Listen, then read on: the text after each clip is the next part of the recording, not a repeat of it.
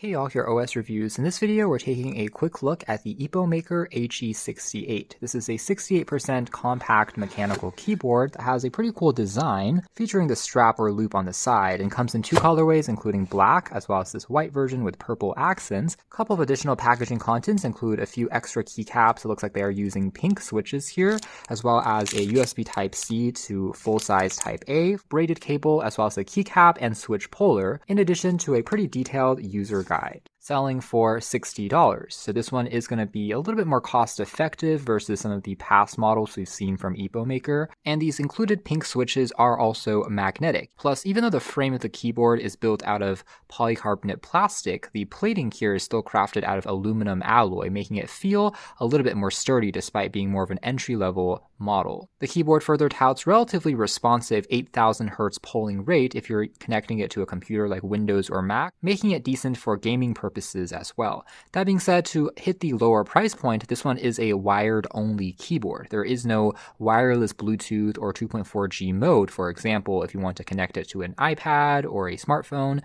Well, you're kind of out of luck unless you're using a USB adapter. So that is one reason why the price here is a little bit lower. It is a wired keyboard. Just keep that point in mind. But otherwise, an attractive looking design, as well as, again, hot swappable board, with the strap here also removable if you don't like that particular look. So taking a closer look at the design of the keyboard here next, there's the Epomaker logo at the bottom right-hand corner, and then located on the very top edge is where we have the Type-C port for connecting to your computer. Windows or Mac shortcuts can also be adjusted. There's also the kickstand on the base here to pop up the angle, and what's kind of interesting is there are two different tilts as part of the design. So the more shallow angle might look something like this, providing just a slight incline, compared to the more steep angle has a second feet that you're able to pop out and lock into place, which will instead pop it up at an angle like this, around 30 degrees. So I like the fact that there are two different angles, showing a bit more attention to detail. Plus, the soft touch rubber padding prevents the keyboard from sliding around on a surface or desk, despite it being a little bit more lightweight in this particular case.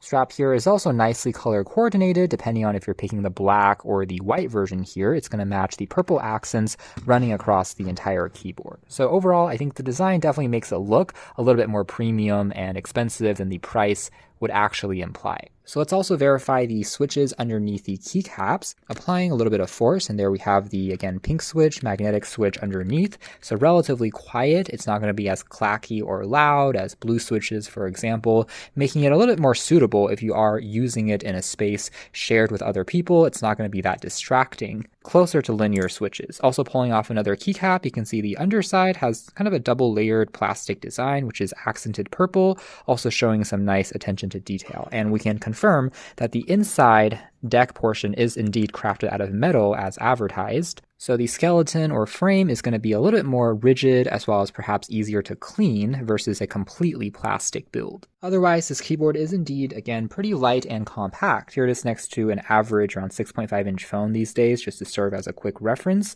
And the keycaps themselves also have a slightly powdered texture to the plastic. It's a little bit more coarse, making it slightly easier to grip, and it's not going to feel quite as slick or slippery as you're pressing down. So here's a quick sound test using these keycaps.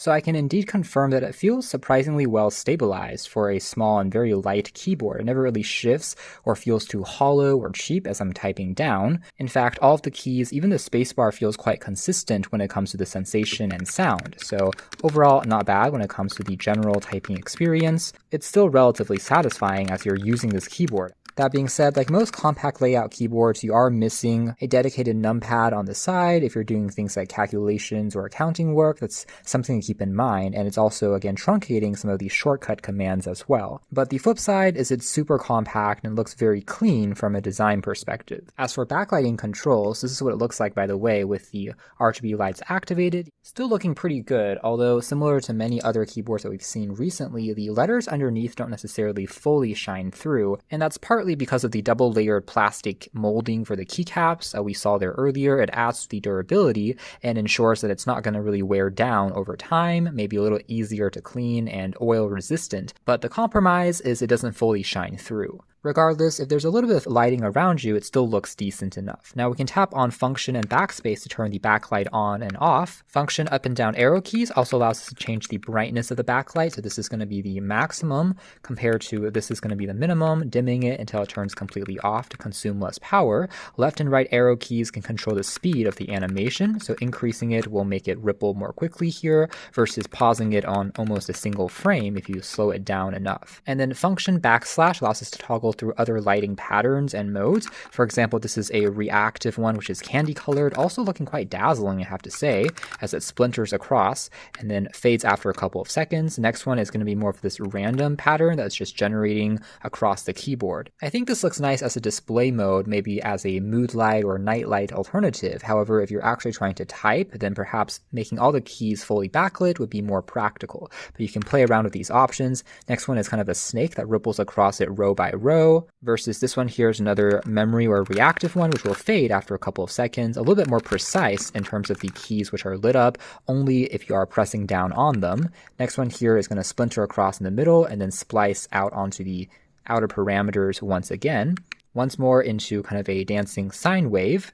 Once more into a rippling pattern from the center to the outside of the keyboard. And because the frame or bezels are relatively slim, I think it does look quite cool, again, from the perspective of lighting, actually looking kind of futuristic. So here is what it's like with all of the lights completely dimmed in the room around you, softly glowing there in the dark. So this will loop until we come across a similar animation style that we saw there towards the beginning, in this very gentle gradient-like way that is super attractive and mesmerizing just to kind of stare at as a mood light or night light. So you get the idea. Overall, the lighting patterns here, I think they're simple but effective enough. Plus, during all of these animations, if you don't like this rainbow color, you can change it into single shades by tapping on function and delete.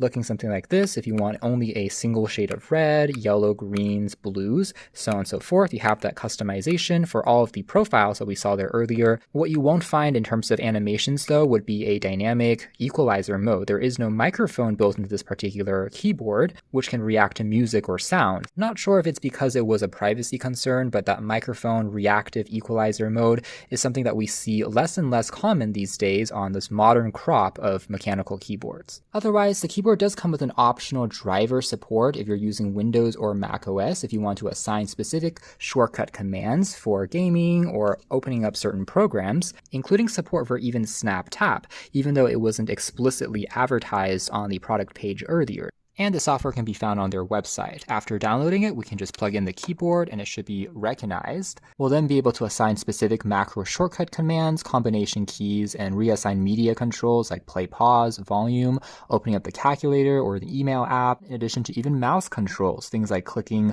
left and right can also be programmed on specific keys. Looks like the software here allows you to add up to 5 different layers or 5 profiles of commands. For example, maybe layer 1 is for gaming, another layer might be for Photoshop, another one maybe for video editing and office and work, so you can assign different controls just by switching the profiles on the side. Additional controls, including the activation force, can also be changed because it is a magnetic switch keyboard. For example, if you want a firmer or lighter press to activate that key, you can assign those controls using the companion app here. And that is the beauty of magnetic switches compared to traditional mechanical switches, in that you get a bit more of adjustability and customization instead of it being fixed in place. Now on the very top here, you'll also find some additional controls for lighting effects. We're able to select a specific animation pattern instead of going through the entire loop, and this dropdown also includes a couple of animation styles which weren't in the keyboard's built-in memory that we saw earlier. For example, there's animations here called snow, and you can see how that changes accordingly. So there's even more patterns that you can play with and unlock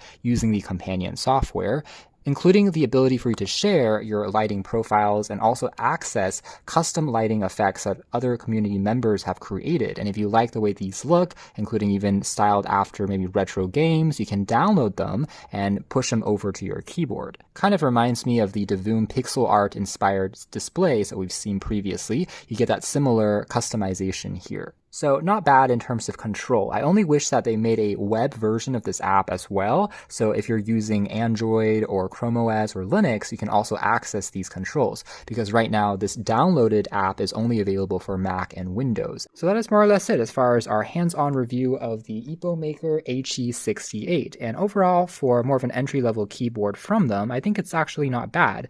Again, offering you plenty of customization thanks to the magnetic switches and a very clean design, looking a little different compared to many other models that we've seen previously, and offering a couple of nice touches, including the metal plating inside, as well as the dual angle adjustability of the built-in kickstand. Now, again, if they offered a built-in battery with some wireless mode support, plus a web version of their software, I think that could make it even more complete. But as it is, not bad when it comes to the core typing experience, as well as offering a interesting enough design, I would say. If you like the way it looks, you can check out more details in the links down below. For now, that's been our video. Thanks for watching QWERTY OS Reviews. That's been the Epomaker HE68.